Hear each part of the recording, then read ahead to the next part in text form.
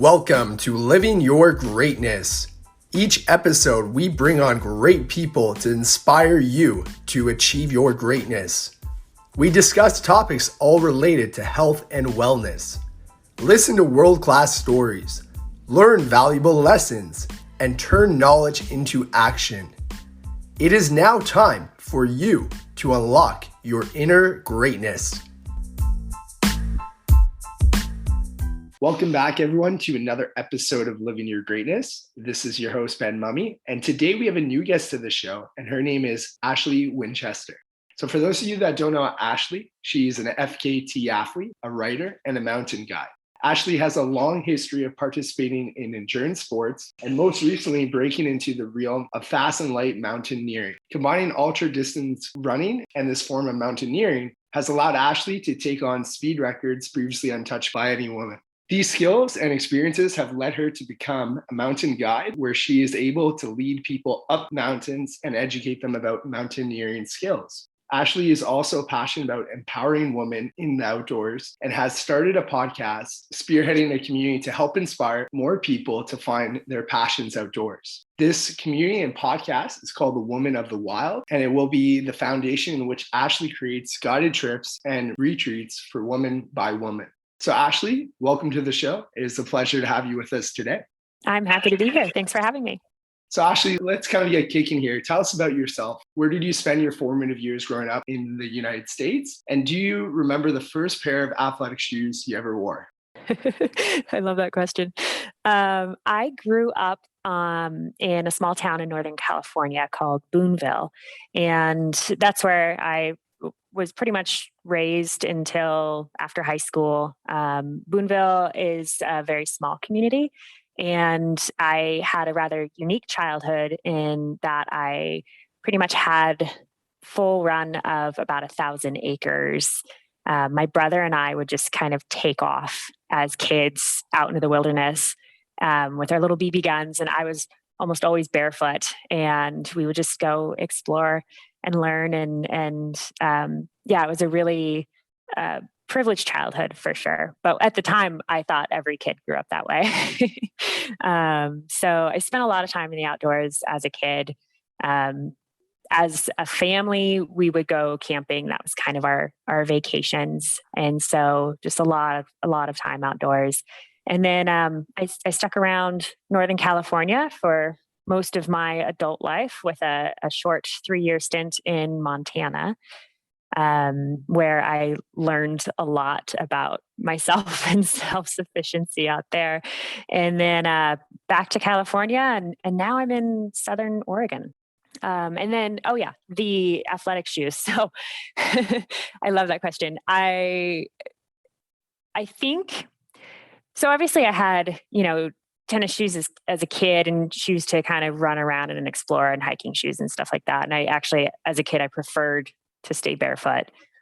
But my first pair, when I first started running, I remember going into a ranch supply store and picking up a pair of hiking shoes that were not like boots. They weren't, leather hiking boots. They were just kind of, sort of technical hiking shoes, and they were by Columbia. And I snagged those at a discount, and that's what I first started running in was a pair of hiking shoes. And I remember them just being really heavy and really stiff and really clunky. And running a half a mile up the local road and then turning around and coming back, because that's the extent of what my running ability was at the time.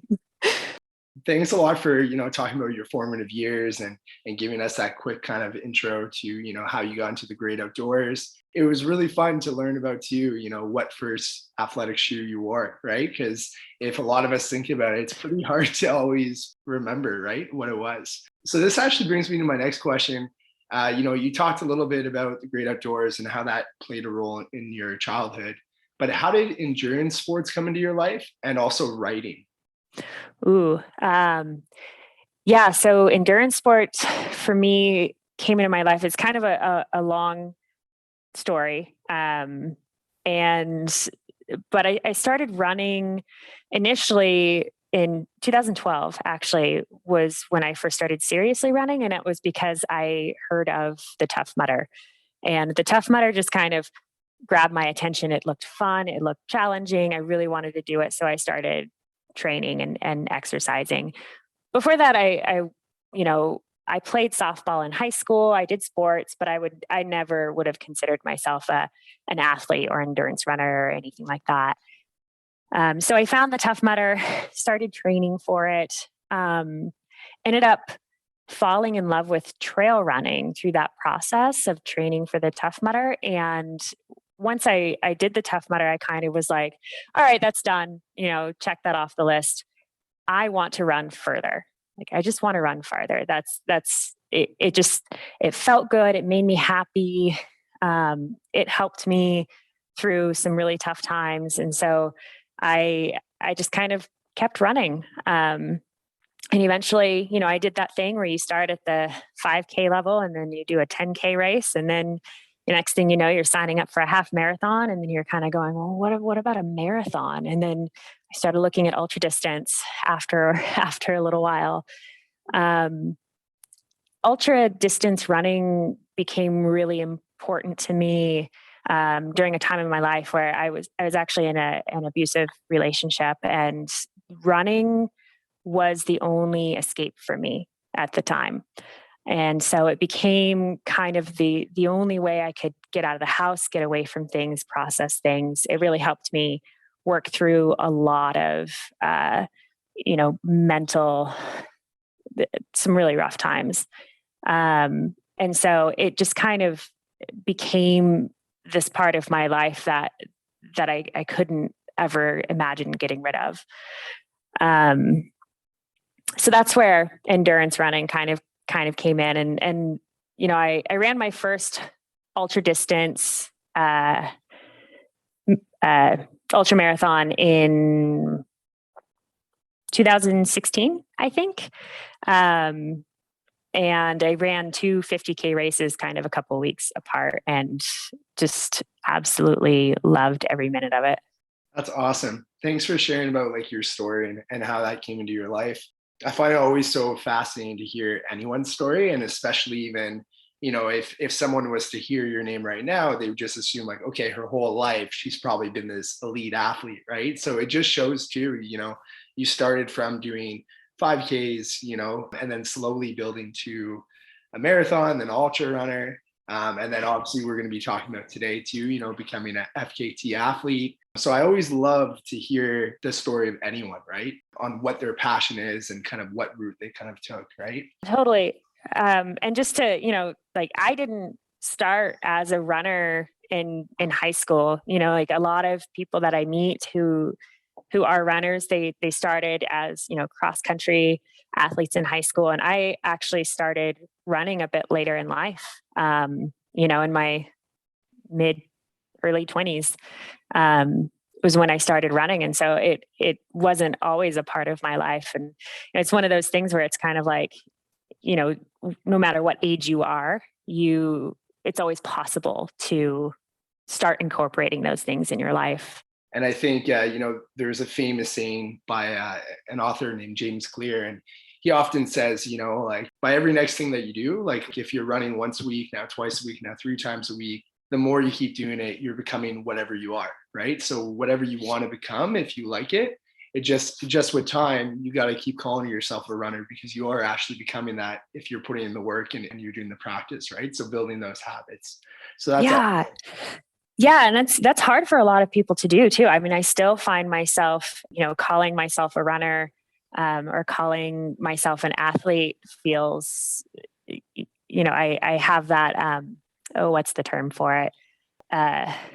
Imposter syndrome, where I feel like, even though those are definitely things that I am, I don't feel like I am that. I feel like, there's lots of other people out there who are way better than me, who are faster, who are stronger, who are, this and that. And it's really easy to kind of like talk yourself out of believing that is what you are. But I 100% agree in that, if that is what you're doing and if that is what you love, and, you're putting yourself out there and you're putting in the work, then that's definitely what you are. If you're going out and running and training, then you're a runner. If you're going out and climbing mountains and, learning skills, then you're a mountaineer. It's just that, and you're an athlete. That's how that works. Absolutely. I couldn't agree more with you. So, Ashley, when did you decide to combine your passion for adventure with your love of running and endurance challenges? Ooh, it came on kind of really organically, actually. I was an ultra distance athlete. I ended up, kind of extracting myself from this abusive relationship that I was in. And then at that point, I started kind of going, I'm going to say yes to every single adventure, anything that is new, anything outdoorsy. I'm going to say yes to it, no matter what it is. I have to try everything. And so I started rock climbing because I got invited to go rock climbing. I started, a friend of mine asked me if I wanted to go climb Mount Shasta with her. And I was like, well, that sounds really scary, but yeah, I'll go. And so, that was my first time climbing an actual mountain. Was this kind of spur of the moment, like, yeah, sure, I'll join you. Why not? And we honestly had no business being on that mountain because we had zero experience and didn't know how to hold an ice axe. But it was, it was still, my first, introduction to it. And I just, I started backpacking like crazy. I just started doing everything that I possibly could. And so when, I started kind of looking at these bigger routes that involved more technical skills, it just sort of starts feeling natural to combine everything together. And like, well, I love ultra running. I love, running long distances. I love being out in the world, alone in the wilderness. I love, climbing. I love mountaineering. So I'm going to start combining all of these things that I love into one. That's awesome. That's beautiful. And I don't want to ignore it. I do want to just give you a lot of empathy and love. I'm really happy to hear that throughout that hardship in your life that you were able to fall in love with exercise to help you grow and move past those challenges. So I'm definitely proud of you. What exactly is FKT athlete? What inspired you to become one? And when did you first discover this sport?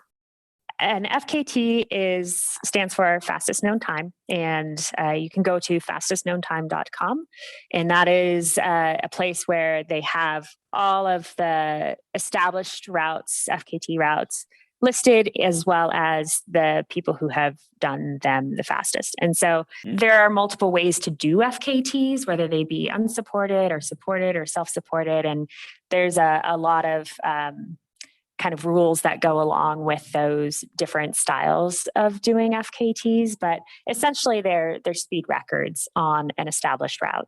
And I started doing FKTs. I actually blame my partner, Jason, for getting me into them because he started doing FKTs shortly after we started dating.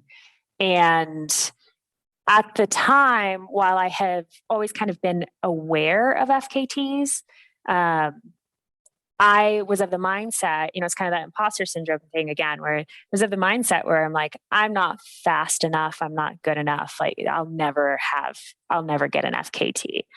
But I saw Jason kind of start doing them, and there's these really cool, unique, challenging routes out there that I started going, well, what if I can do FKTs? And so I chose one that was not too crazy. It was a 50K FKT near the Bay Area, and went and snagged that one from another amazing FKT athlete, Marcy Beard, and just sort of completely fell in love with the whole thing. As much as I've always loved racing, there's something about the FKTs that just really speak to me because it's that time being outdoors, especially solo, that you really kind of discover who you are and what you're capable of.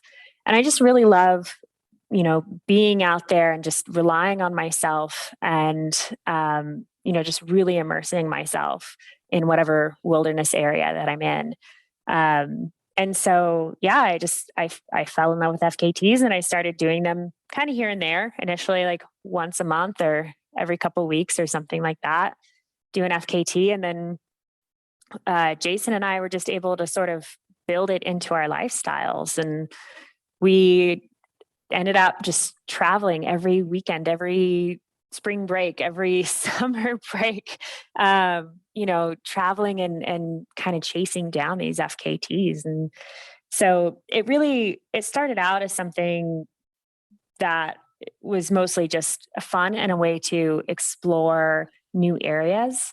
There's a lot of wilderness areas that I don't think I ever would have seen if I hadn't found an FKT route and just gone to go and run the route. And whether or not I actually get the FKT, it's like, wow, I had this amazing experience in the outdoors that I probably wouldn't have had if it weren't for this, whole FKT thing. And so I'm really grateful for it for that. But now, I still love the process and I love being out there in the wilderness, obviously, but now I have set goals as far as how many FKTs I want to get. So I actually just reached the 50 FKT mark a couple weeks ago. And so, yeah, I'm going to see, maybe perhaps I will be the first woman to reach 100 FKTs in the future. That's awesome. I want to congratulate you on reaching the 50 FKTs. It must be a very fulfilling experience, especially because kind of like you said, right? You're kind of getting both things now, right? You're getting your whole, exercise outdoors, but you're also getting that competitive edge as well too. Thanks for sharing with us how you caught that FKT bug. It was really interesting to hear about, you and Jason's togetherness of how you both got more and more hooked on it.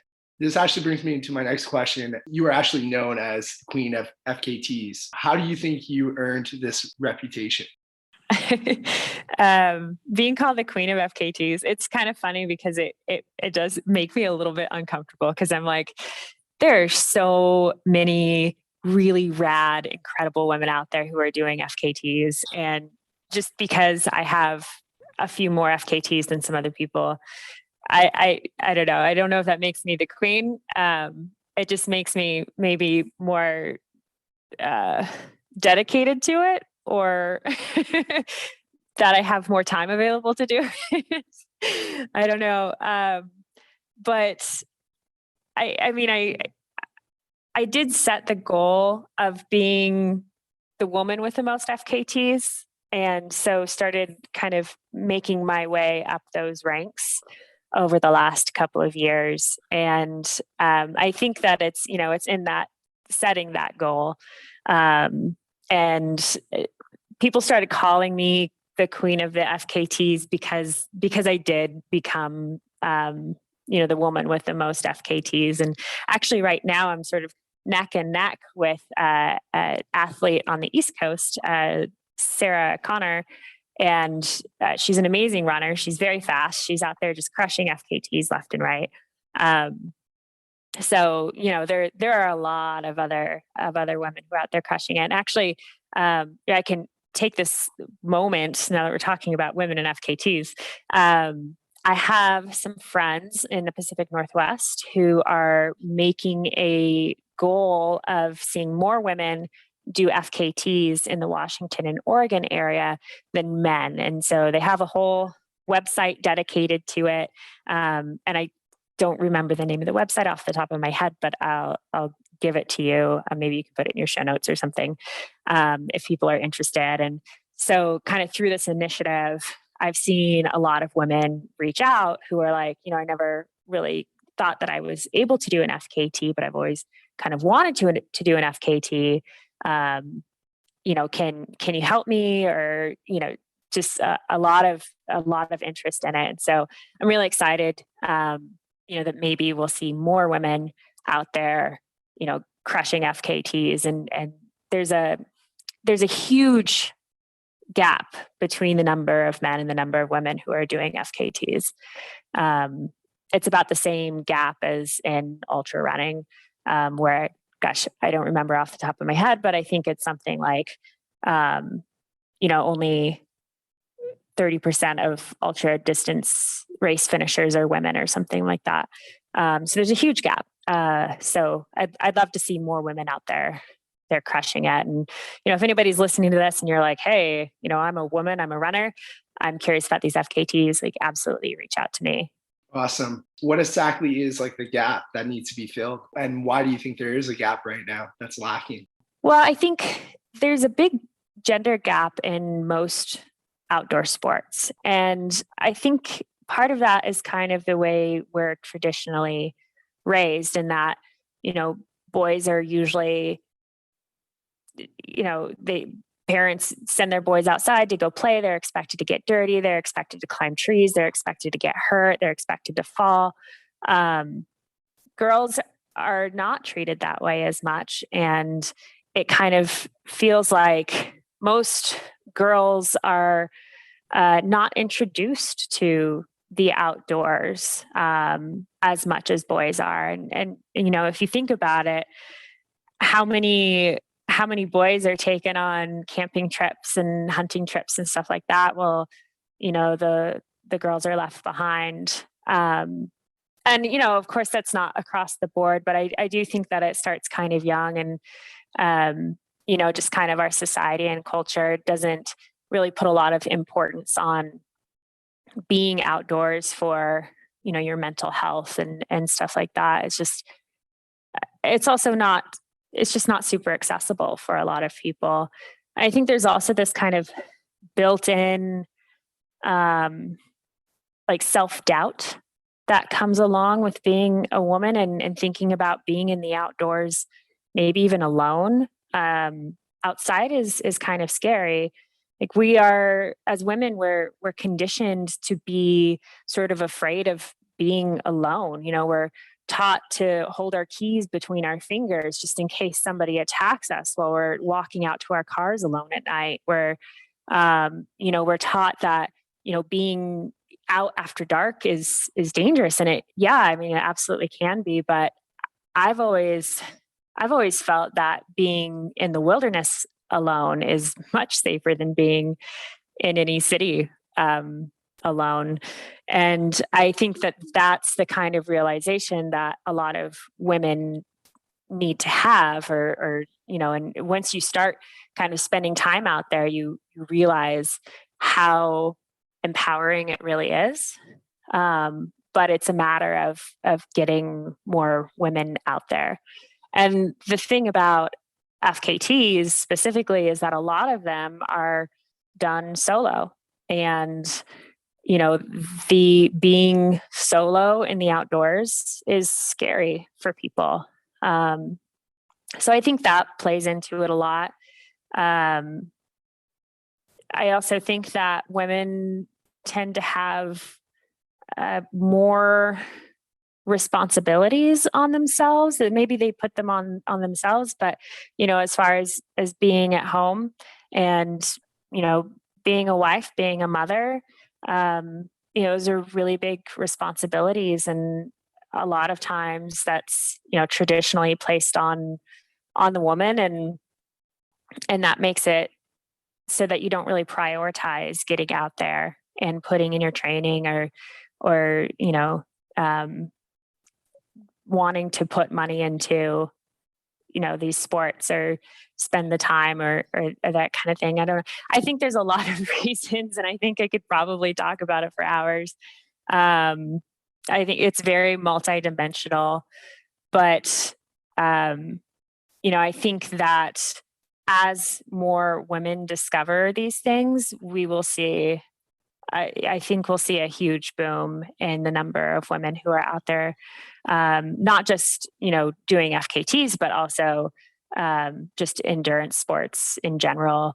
We were climbing at Smith Rock a couple of months ago, and I looked around at one point at all the people who were there, and it made me so happy because I saw more women than men out there rock climbing. And it just made me so, so, so happy, because when I started rock climbing, it was, very few women at the crag, I felt like. And, it kind of makes you feel a little bit out of place when there's that many men around, and you're kind of like putting yourself in these, I don't know, in these positions where you are vulnerable or something like that. It can definitely, it can definitely feel really intimidating.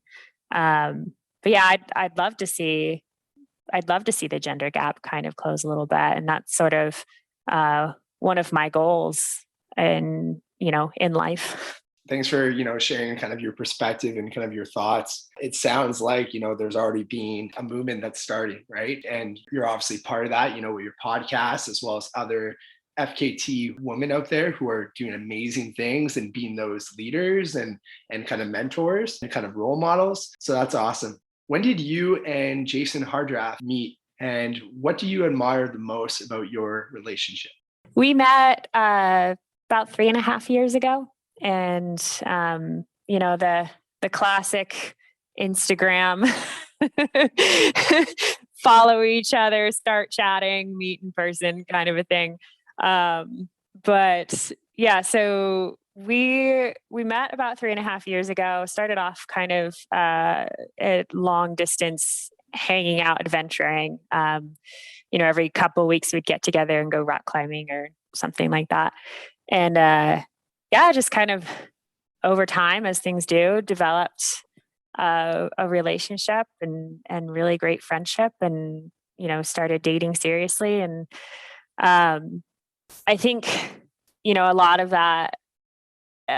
our connection has to do with our love of the outdoors and our love of these kind of wild adventures, and being able to connect over those things. It's kind of funny because we often do the same FKT, but we don't do it together. We do them separately. So it's like we have the same adventure, but like completely different adventures, which is really fun to talk about and connect over. And I think that's like one of the things that I really love about our relationship, to answer your second question, is that we are able to support each other in our own personal endeavors, while still, maintaining who we are as individuals, and understanding that, sometimes, if we have different objectives, sometimes we have to split up for a moment and like go tackle our objectives, and then we'll come back together, and then we have these great stories. But so there's a lot of give and take there, which is really great. When you're in a serious relationship, to be able to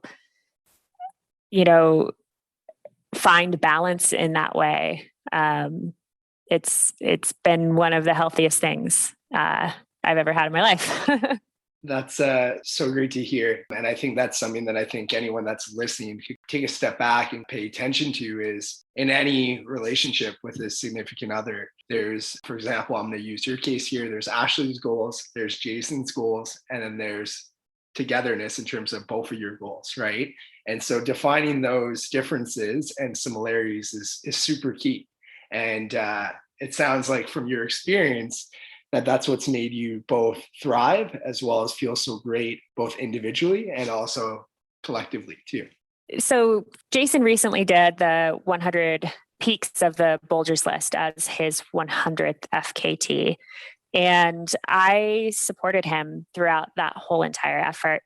I was the crew chief, I was the driver, I was the chef, I was the Sherpa. I backpacked in resupplies and base camps and stuff like that. And we were out there for 50 days. And I got a lot of comments from people going, wow, he owes you. Like he better do something good for you too. And it kind of actually was really frustrating for us to hear that, because it's like, well, first of all, we're not keeping tabs here. Like, this isn't transactional. It's not like you did this, so you owe me.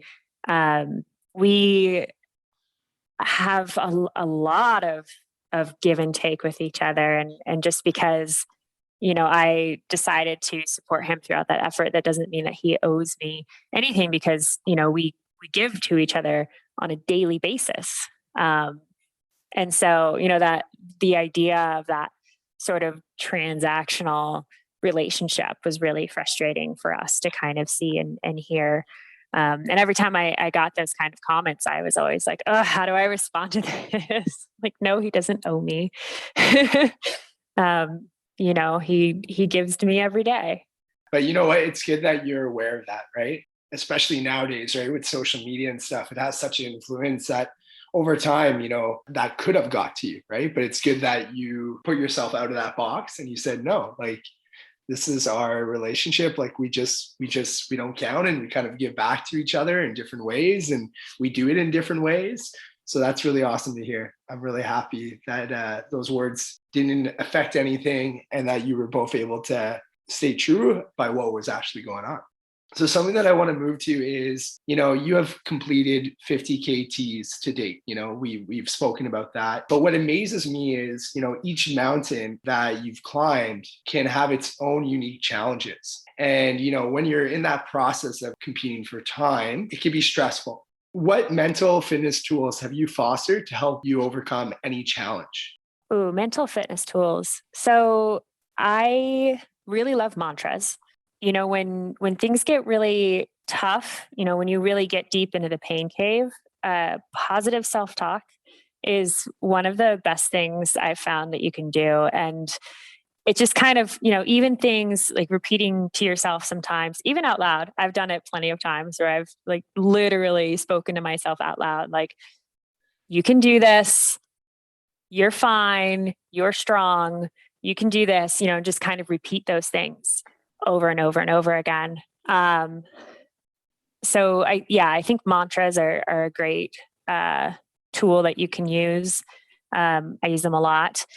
I also, developing your ability to assess risk is really important. There's been plenty of times where I've gotten myself into a situation and I looked at it and I went, you know what? This is too much risk for me to put myself in at this moment, and I'm going to pull the plug. And so I actually have bailed on multiple routes because the risk was just too much for me and my personal risk tolerance.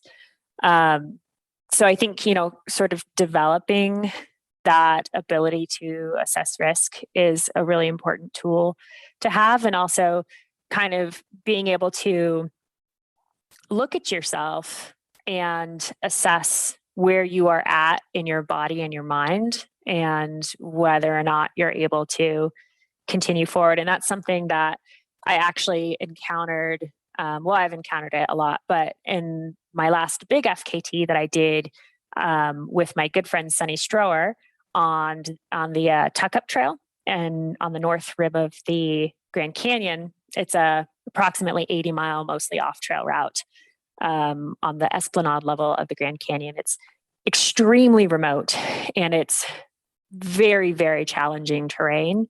And there's very little water out there. And one of the things that I found myself doing pretty regularly was kind of assessing my body and how I felt, and if that was kind of normal for where I was at within the effort. And so, and I started kind of really suffering bad. I was really deep in the pain cave, riding the struggle bus, however you want to say it. I would kind of go, okay, yeah, my feet hurt. Yeah, I'm really tired. My hip flexors are super sore. I'm really thirsty, and kind of looking at all of these things and going, okay, is that normal for what I'm doing? Is that expected? Because sometimes I think you can like really get yourself inside, like you get stuck in those thoughts of, oh, my feet hurt, my feet hurt, my feet hurt so bad. I just want to quit. My feet hurt. But when you start thinking about it, you're like, well, I've been out here for 60 miles now, walking through the desert. And yeah, you know what? My feet do hurt, and that's expected. And, this is what I wanted. This is, and being able to look at your situation and kind of go, okay, is this a game-ending injury? No. Like, my feet just hurt because I've been on them for 48 hours. Okay, that's normal. I'm just going to keep moving. And I think, developing those kinds of skills, tools is important, and kind of being able to assess where you are and where you're at mentally and physically. Those are some really great mental fitness tools that you brought up. It made me kind of reflect. We've gotten a lot of snow in Canada. And last week in the Ottawa-Gatineau area, I go on a lot of long distance run on the whole canal. It was so icy one day because overnight it had rained, right? So it's a very different experience. You're going for that long distance run, but now with every step, you got to be careful about wiping out, right? So do you choose to go do the city runs and change your routes? Yeah, that's an option. Or do you find a way to adapt your skill set of how you're running, right? And so I had a lot of blasts on days like that. There's ways to slide and change it up a little bit. There's always a way of telling yourself mentally, no, this is okay. This is fun. This is different. This is slippery, right? So those are words that I've used in my head when I'm listening to music or a podcast. So I was really able to connect with you on that specific tool. Moving to my next question, there's no doubt that you've had a lot of successes as an FKT athlete, but what has been your biggest failure and how did you overcome this discouragement? Ooh, my biggest failure. The first thing that comes to mind is the Death Valley crossing, which I have tried twice and I have failed twice. That route captured my attention when I first found it a couple of years ago. Actually, Jason sent it to me and was like, hey, this is kind of your jam. And I fell in love with it. And pretty much what it is it's a completely off trail route that goes from the northernmost point of Death Valley. It traverses Death Valley all the way to the southernmost point. It's completely off trail. It's the way it was established is as a completely solo and unsupported effort. And so in order to do it completely solo and unsupported, that means you have to carry all of your gear and everything you need from the very start to the very finish. You can't cache things ahead of time. You can't, leave things behind. And you also can't take help from other people. So it's Death Valley. There's no potable water out there. And so that means that you're carrying all of the water that you need across a desert for 165-ish miles. And it being Death Valley, you need a fair amount of water for it. And so the first time I attempted this route, I took about 16 and a half liters of water in my backpack and ran short around the 100-mile mark. I had 4 liters of water left at that point. And so I knew I wasn't going to make it another 65 miles in the desert on 4 liters of water. Or maybe it was possible, but I wasn't going to put myself in that kind of situation. And so I pulled the plug on it, on that one. And that was really, really hard for me because I poured everything I had into that effort. Every bit of me, I put into that, and that was really tough. And then, so I made the decision to go back the following year. And that time I took 20 liters of water with me, and started off, everything felt great at first. Really kind of started to feel the pain on day 2. And, I was able to kind of push that aside, kept going. And then Death Valley, I just ended up getting dumped on. This storm rolled in and I got dumped on, and Death Valley floods pretty easily when it rains. But it also turns, this kind of nasty, salty, sandy soil into this really sticky, slippery mud. And having that much weight on my back, slipping and sliding through this mud with my, hip flexors screaming and my feet are completely falling apart because of blisters. I could hardly move. It was really, really, really frustrating. And I sat in the rain under uh, an emergency tarp that I brought with me because I saw before I started that there was a chance of rain in the forecast. So I took a little emergency, uh, you know, clear plastic tarp. I sat under that thing for several hours while it dumped rain, trying to keep myself and all of my gear dry because I knew that if everything got soaked going into that night when it was going to be, 35 degrees at night, I probably wouldn't have fared very well.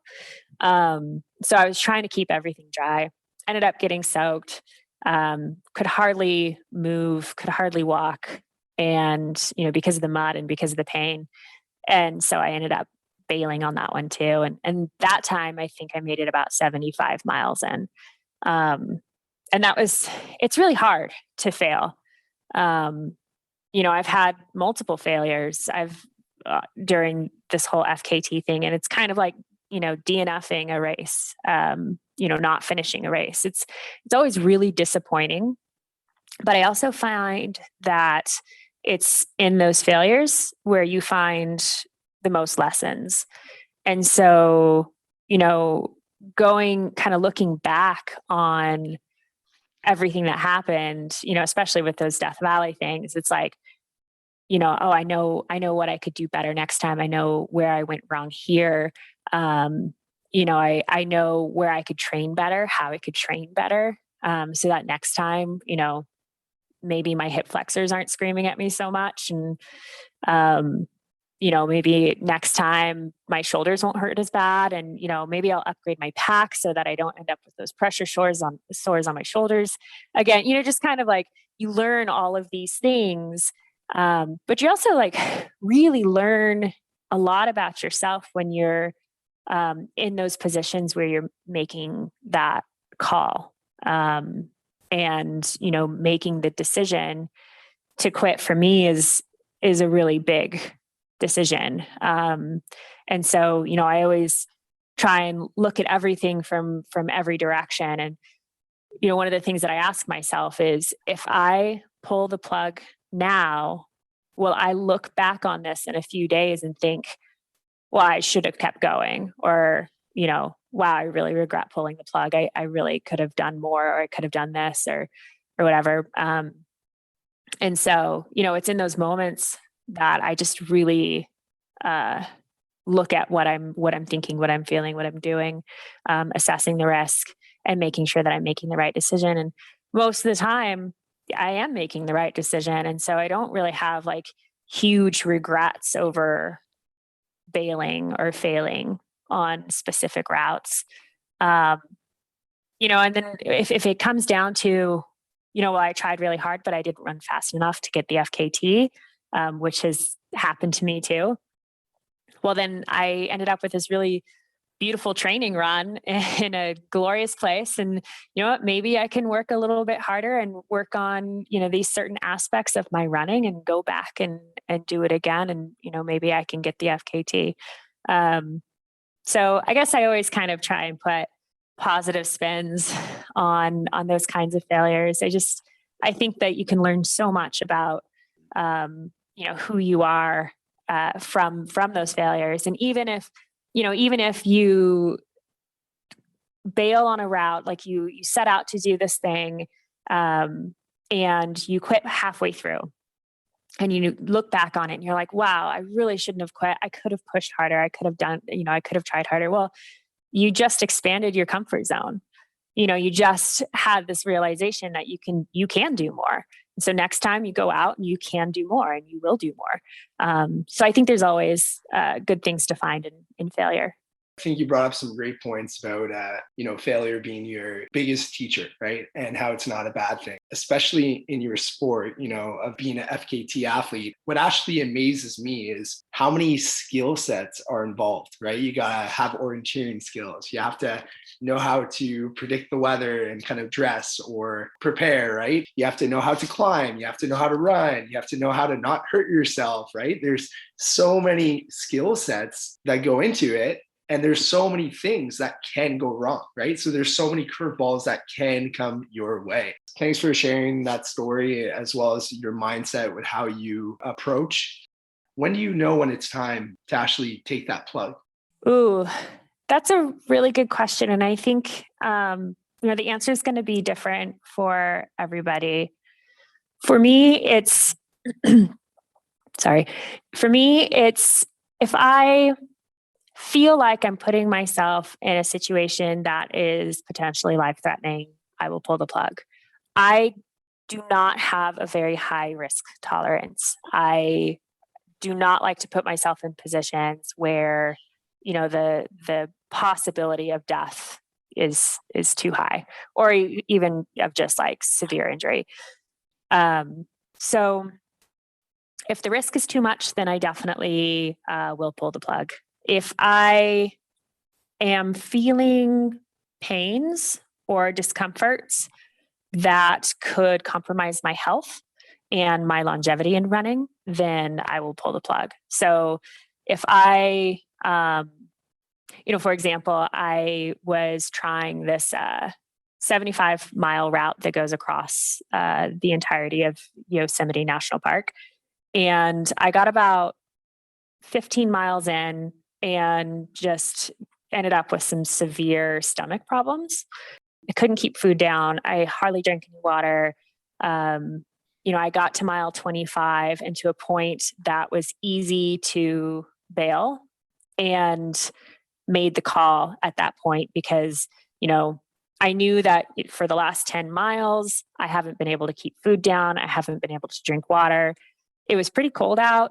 And I knew that at that point, the route veered off into the wilderness. And if I, got too far away from the road and ended up very, very sick, or if my electrolytes became too off, or if I truly couldn't keep any liquids down, then I would have put myself in a very compromising position. And so kind of like looking forward and seeing where the route was going and knowing that, at this point I have an easy bailout. If I go further and I get a lot worse, I'm not going, this is going to be really a rough night or, maybe even call for some kind of emergency evacuation. And so, that's definitely something that I take into consideration, like how am I feeling as I'm disappearing into this wilderness? If I have, a knee pain or something where I'm like, wow, if I keep going on this is going to get really, really bad and I might not be able to run for months, then, I'll definitely pull the plug on that. And I think that's also something that comes with experience as a runner. You sort of learn what pains are pains that you can sort of put up with, and that won't compromise your running longevity. And then there's certain pains that you start to realize like, oh, this is a bad pain, and if I keep going I might not be able to run for some time. And so learning those things it just comes with experience.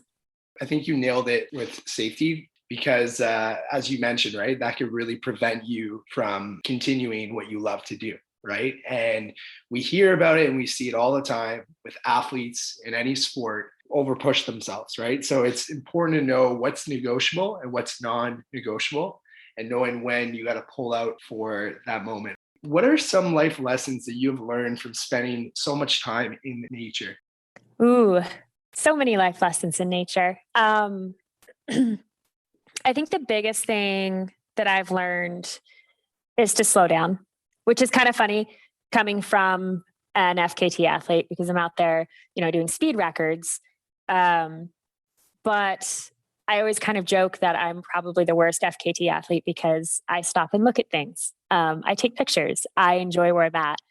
And I think that's one of the biggest things that I've learned is to kind of slow down and enjoy the little things. When you're out there in the wilderness, I just really love stopping and looking at flowers and, taking time to identify a plant and, taking time to, pick a handful of huckleberries or something like that and just take in where you're at. I think that's really important. And I do that a lot, even on my training runs, because I think that, kind of slowing down, enjoying those little things, that's what life is really about. And it's just so many of us just pass on by without paying attention. And, there's like so many little moments of joy. And those little moments are what life is all about. We get so busy and we're kind of conditioned as a society to kind of look at the bigger goals, like in running, obviously, it's like your time, you're like looking at your splits, you're looking at your race time, you're looking at, even just like the race in the future. All of your training that you're doing is for that race, or that FKT, and as kids, we're like, what are you going to be when you grow up? And then, when you're interviewing for a job, where do you see yourself in 5 years? And then when you have a job, it's like, oh, you better work for retirement. We're always looking at these kind of like bigger goals that are off in the future. And I think that's great to have goals and ambitions. But I also think that we get so focused on those things that we just kind of let life pass us on by. And so slowing down and taking in those little details, the flowers that are around, the smell of the forest, the way the wind sounds and the leaves, the way, a seed head bobs with snow on it, just like so many little things that once you actually start to pay attention, it's like, wow, it's really beautiful and it brings so much joy. And I think that, I learned that being out there in the wilderness because I just really love immersing myself in those little details out there. And taking that and kind of applying it to everyday life when you're, you know, in your home and, spending time with your family and the smile on your child's face or, the way your significant other reaches over and grabs your hand when you're watching a movie or, just like that, those little moments make such a huge difference. And I think that's where we can find real joy. And I think that's probably the biggest lesson I've gotten from being in the wilderness all the time. That's beautiful. It's, I think, a reminder that for everyone that's listening right now is, I would say you perfectly said it yourself, but to slow down and to really appreciate all the little things and enjoy where we are now, right? And I think you brought up countless examples of how we're always looking forward, and that's good and that's important, but also enjoying where we are now, and being where we are now, being really present. Just to add a little bit to that, it's kind of like in training,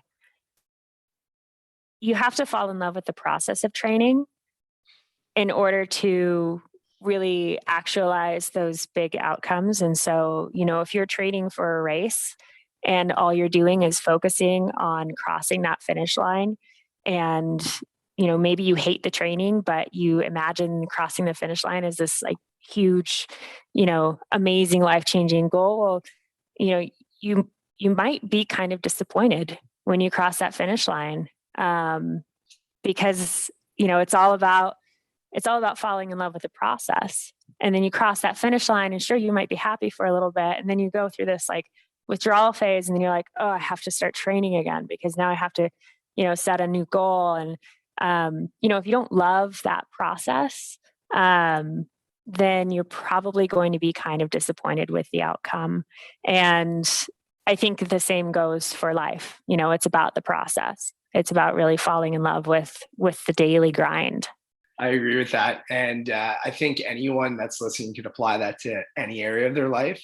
Like, for example, I do some writing and, at some point I do plan on publishing a book. But for me right now is I've fallen in the process of writing. And, each blog I get out or each thing that I decide to write, I actually enjoy it. I enjoy the process of creativity. I enjoy, putting a pen to the paper. I enjoy typing on a screen. I enjoy sharing my life lessons with myself and others, right? So you can apply that into so many areas. So it's not just even, exercising or sports, but falling in love with any process. I think that's key. As you know, the purpose of this podcast is to inspire people to achieve greatness and enhance their overall personal well-being. So what is greatness to you? I think that's a really good question. And I know that you gave me this question beforehand, but I couldn't really come up with like a very specific answer, because to me, greatness is, it's kind of like what we were just talking about.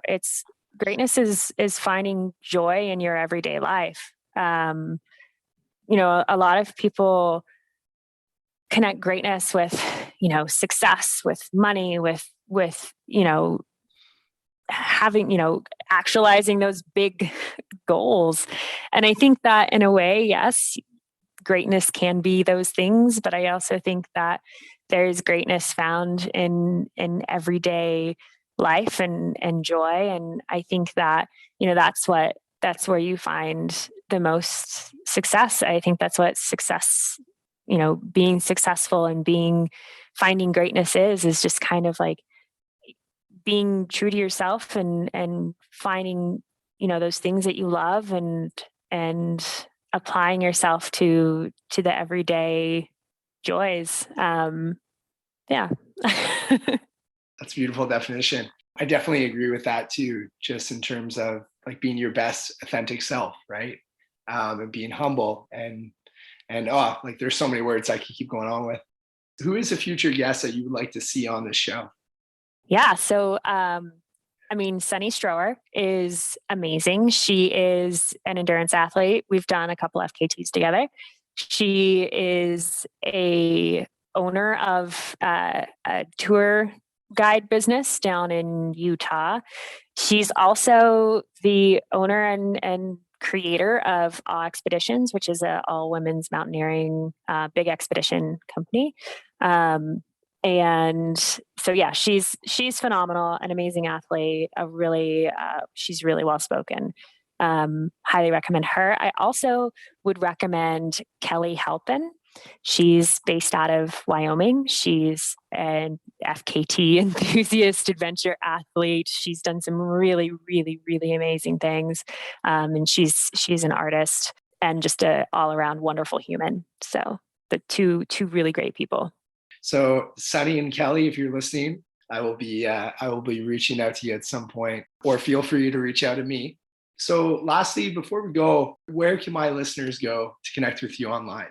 Yeah, so I'm pretty responsive on Instagram. That's kind of my social media of choice. And my Instagram handle is ashley.winchester. And Ashley is spelled without an E. It's ASHLY.Winchester. Pretty responsive on there. You can also find me on my own podcast called Women of the Wild. And the Instagram for that is womenofthewild.pod. Working on a website right now. Been going through some changes with the podcast, so that's not really out right now. But yeah, the Instagram is a great place to find that. And then, of course, you can find the Women of the Wild podcast on any of the podcasting platforms. So, the Apple Podcasts, Google, Amazon Prime, any of that stuff.